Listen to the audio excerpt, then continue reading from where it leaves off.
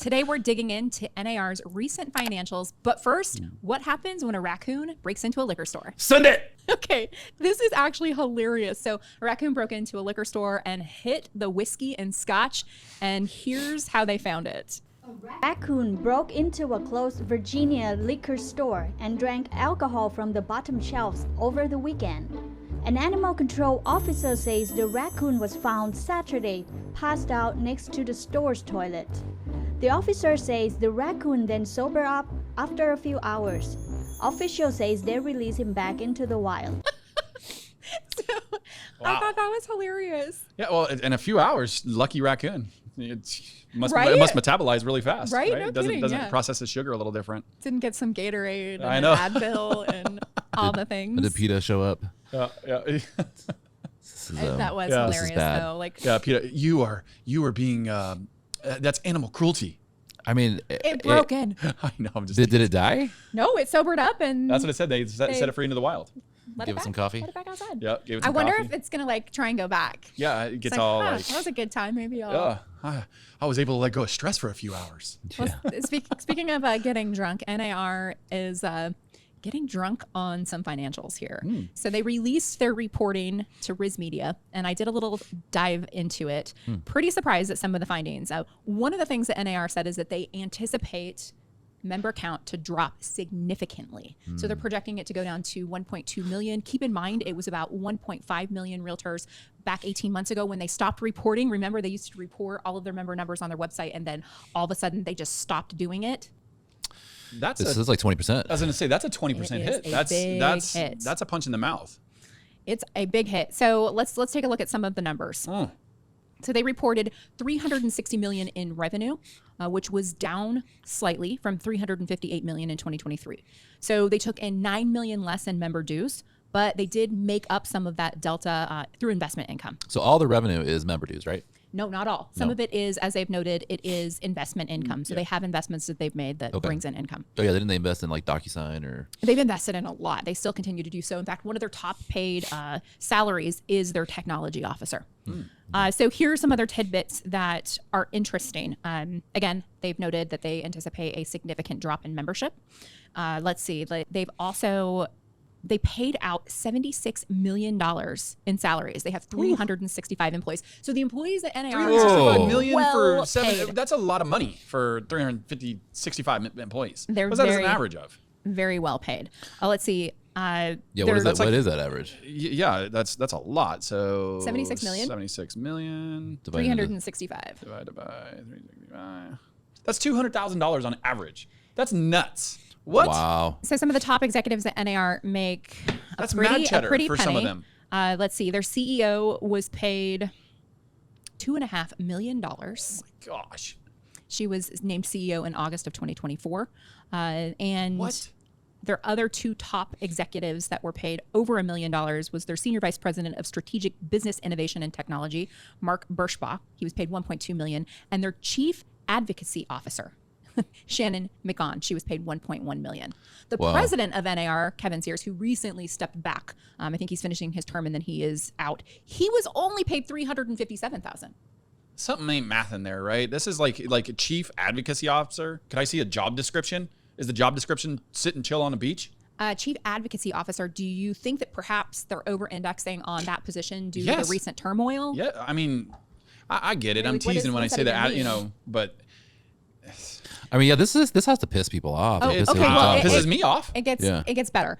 So as I read through this and I started looking at the expenses, one of the things that really stood out to me was that in 2024, their biggest expenditure was to media and communications to Havas Media Group. They spent $43 million to this media group. Havas is. So who is Havas? Well, I did a little digging on ChatGPT and asked the question, who owns Havas Media Group?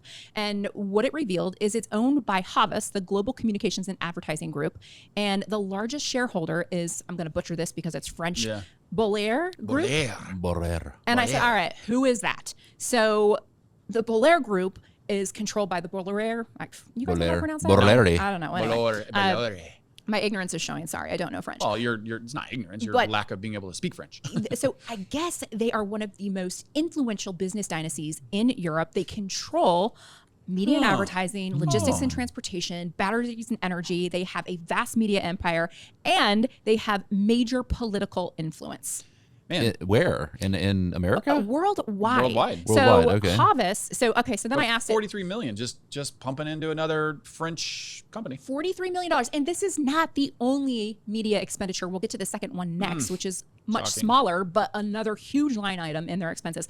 So I said, okay, so why would the National Association of Realtors hire this media company and pay them $43 million? That's a lot of money. Dude, ridiculous. That's a lot of money. How much money is that per day? A couple, that'd be well over $100,000 a day. $300,000 a day. Every single day. I don't see that much advertising. Yeah, that's what I'm saying. That's don't you think we would be advertised to? As realtors. So where is this money going? Where is the advertising going? And that is what I asked ChatGPT, and what it said is, here are some, strategic theories why the National Association of Realtors would pay Havas Media Group such a large amount of money. So after the commission lawsuits, there was obviously a PR crisis, so they had to manage their reputation. And so you just pay for that? Like, what do they do? Using large-scale global media like Havas who specializes in crisis communication, that sort of thing. So that could be one reason. Another reason is political influence in government relations. Oh, so pay people to be quiet or stay out. Hey, don't pump this headline. Well, we do know that NAR has faced ongoing interest from the DOJ. So is there some sort of political tie with this company? But they also noted that Havas Media Group has huge buying power and distribution, so they control a lot of the U.S. ad spend for companies like Hyundai, Michelin, the NBA, TD Ameritrade. So maybe they needed this global, which they've used this company in the past. So this wasn't the first year that they've used them. They used them in 2023. I know that for sure.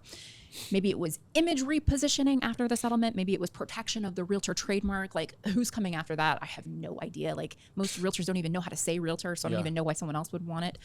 But it definitely makes you raise an eyebrow. It does. It doesn't pass the sniff test. Doesn't. And it's I'm not like, raise an eyebrow. It's corruption. Yeah, that's There's what I'm saying. We need to corruption stick Doge on this up in here. There's definitely corruption here. I'm sure Right? they're all It's sitting in. We need to do a Doge audit. Well, so then I wanted to know, okay, so the National Association of Realtors, the lion's share of their revenue comes from dues. We know that. They've made some investment with dues money, but it comes from dues, right? Yeah. And so we know that it's, bringing in this money from us realtors.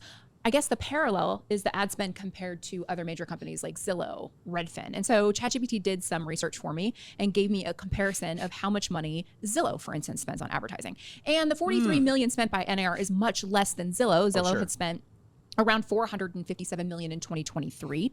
So it's only a fraction of that. But Zillow is the most widely known real estate website on earth. Yeah, no one's going to NAR.com. Exactly. Right. Exactly. And so it's like, what are they even spending money on? Well, and at the end of the day, that's still 10%. And I would say I feel like Zillow's media production far outweighs NAR's ad circulation much more than 90%. Who has oversight of the NAR? It's just realtors, right? So there's like no, they just truly non-policed at the top. Self-policing. Yeah. But check out how it compares to Redfin. So in 2023, Redfin spent $41 million on marketing and advertising, and so it was less. Redfin spent less, and Redfin is one of the second or third largest trafficked real estate websites. Redfin far outweighs NAR. Like when I think about all their commercials and everything that they're running and doing. We need some transparency here. Totally. But it wasn't the only line item for media. There was another huge line item to Uncommon Creative Studio for a consumer ad campaign for $7.9 million. Oh.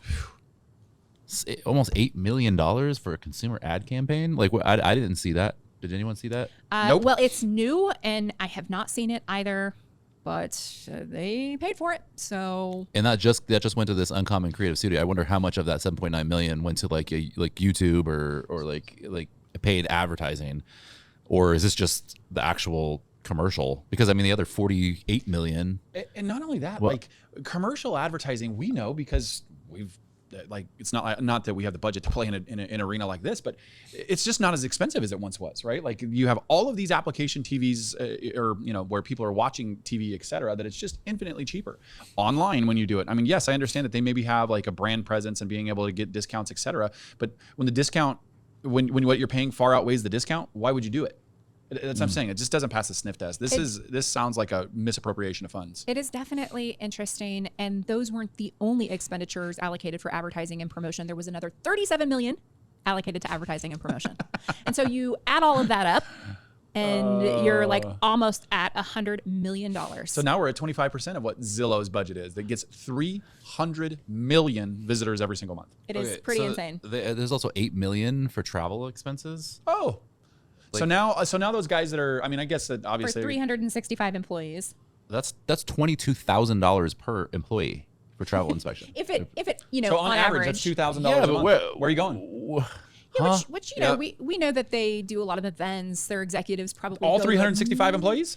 No, but if you're the president or the CEO or one of the executives, you're probably popping into other states all the time, all year. I mean, I would imagine they're traveling year round. Why?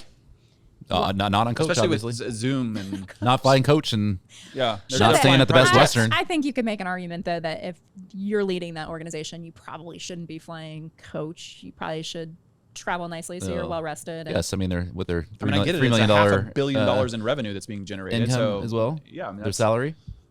I mean, maybe, and here's the problem: is so many realtors for years have been rising up, like outside of the lobbying. What is this even for? What does it even do? I think that's what we're all starting to ask ourselves: is like, what's the point? Yeah. What are they doing? And perhaps the value that they're bringing, they're just not doing a good job of communicating that, right? And I'm one of those that. I loved the Realtor brand. I loved the preamble. I loved the ideology behind it that, we have to promote and protect homeownership.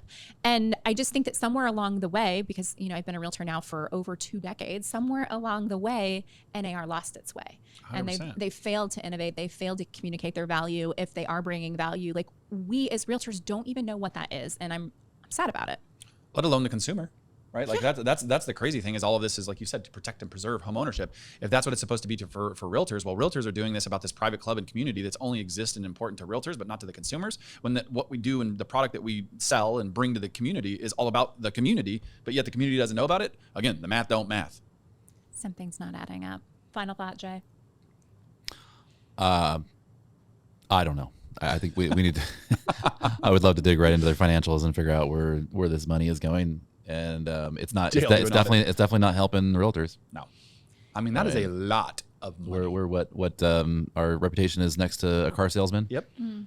And these people are, jetting around the country on whatever and on $8 million, and I mean, yeah, this is corrupt. There's definitely corruption in here. There has to be. You can't see it, but you can see it. You can look at the numbers and you know that something is off, and you scratch your head and you wonder what. And because there's 365 employees. Like no, that's no. Yeah. What do you think? We'd love to hear from you. Drop it in the comments, and thanks for tuning in.